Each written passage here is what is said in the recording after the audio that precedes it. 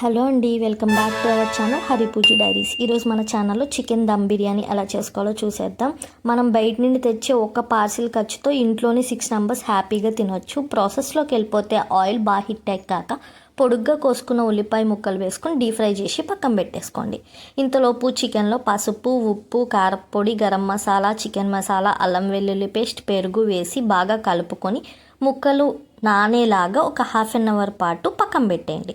ఇంతలోపు వాటర్లో మనం స్పైసెస్ అన్నీ వేసుకొని కొంచెం ఉప్పు, ఆయిల్, అల్లం వెల్లుల్లి పేస్ట్, కొత్తిమీర, పచ్చిమిర్చి వేసి కలుపుకొని వాటర్ అనేది బాయిలింగ్ అవుతున్నప్పుడు హాఫ్ అన్ అవర్ పాటు నానబెట్టుకున్న బాస్మతి రైస్ వేసి 90% కుక్ అయ్యాక వడగట్టి పక్కన పెట్టేసేయండి.